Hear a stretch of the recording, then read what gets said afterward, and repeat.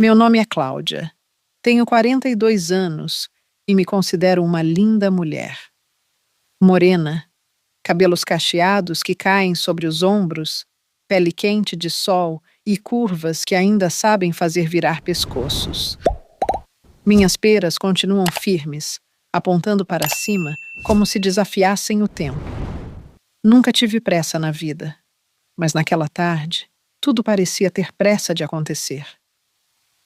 Tudo começou na semana passada, quando meu carro resolveu me trair. O pneu estourou bem no meio da estrada deserta, e lá fiquei, parada, olhando para o asfalto quente, como quem espera um milagre. Desci, ajeitei o vestido e pensei em ligar para um guincho. Até que vi um carro diminuindo a velocidade e encostando ao meu lado. Ele saiu de lá como quem sabe exatamente o que está fazendo. Pedro, 29 anos, corpo de quem conhece a medida certa da força. Ombros largos, olhar que parecia atravessar camadas e uma voz grave que mais parecia um convite. Perguntou se eu precisava de ajuda. Eu respondi que precisava. E muito. Enquanto trocava o pneu, percebi que ele não estava apenas olhando para o carro. Havia um jeito curioso no modo como se aproximava, como se cada movimento fosse calculado. E quando se abaixava para apertar o step, percebi que não era só o ferro que ele estava testando. Algo ali também começava a apertar dentro de mim. O trabalho dele foi rápido, firme. Eu tinha um step novinho, e ele parecia saber lidar com coisas novas e antigas da mesma forma. Quando terminou, limpou as mãos na própria camiseta e me olhou como quem diz: pronto, mas não terminei ainda. O calor que subiu em mim não veio só do sol de fim de tarde. Trocar números foi quase automático. Ele pegou meu celular, salvou seu contato e disse: se precisar de qualquer coisa, me chama. Eu sabia que não estava falando só de carro, e foi assim que, no dia seguinte, trocamos mensagens que pareciam deslizar mais rápido do que meus dedos podiam digitar. Quando nos encontramos, dias depois, a conversa correu como se já fosse antiga. Ele morava sozinho, e aquele convite para conhecer sua casa parecia casual, mas tinha um brilho escondido. Eu aceitei. Só não imaginava que, ao cruzar aquela porta, não seria só a sala dele que eu iria conhecer.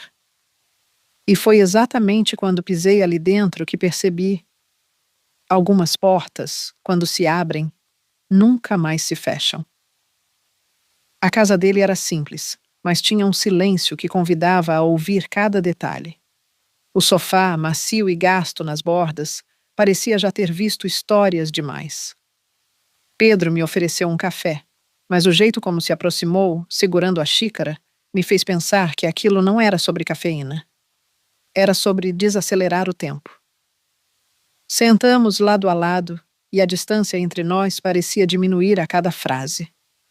Ele falava de forma tranquila, mas tinha um jeito de olhar que me despia sem pressa, folha por folha.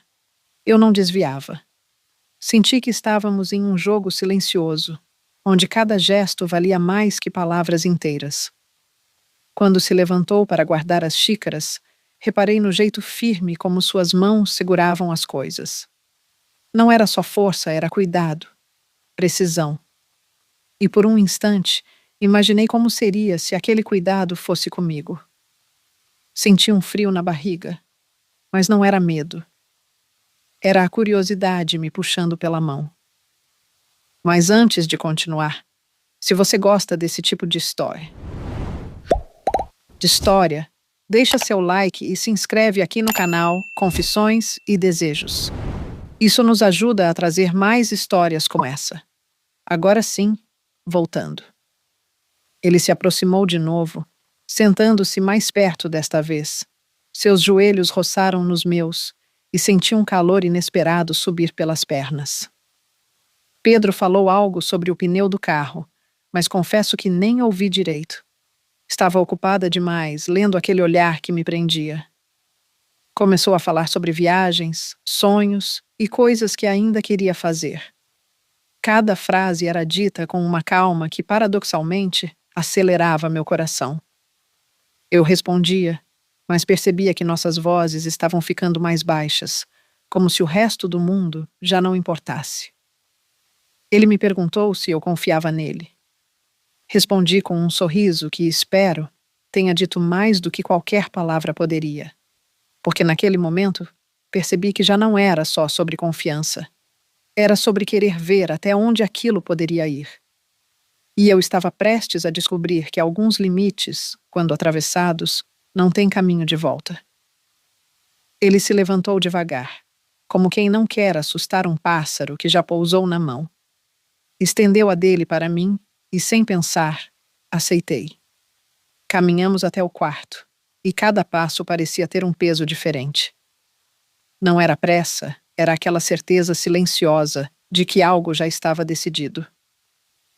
Ali dentro, a luz era baixa e o ar mais quente.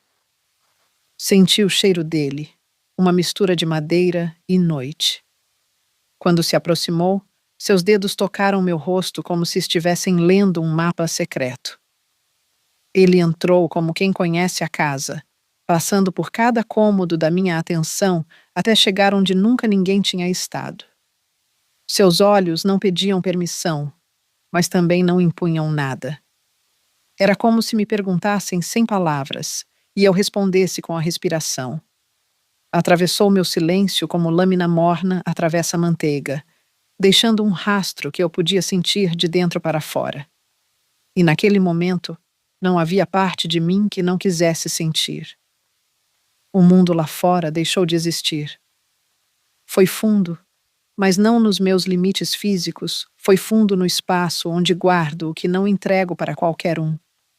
E eu me vi abrindo portas que mantive trancadas por anos, só para ele atravessar. Cada gesto dele parecia conhecer meus caminhos antes mesmo de percorrê-los.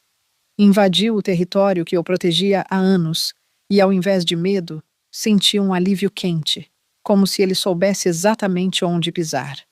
E era isso. Ele sabia. A cada movimento, algo em mim se desfazia e se refazia ao mesmo tempo. Entrou devagar, abrindo espaço onde antes havia apenas paredes, e quando percebi, já não queria que saísse. Era como se finalmente eu estivesse em casa, dentro de alguém. Quando tudo terminou, não havia vazio, só um silêncio cheio de significado. Ele me olhou como quem sabe que deixou algo para sempre. Eu sorri, não por causa do que ele fez, mas por quem ele foi naquele momento. E entendi. Certos limites existem só para serem atravessados.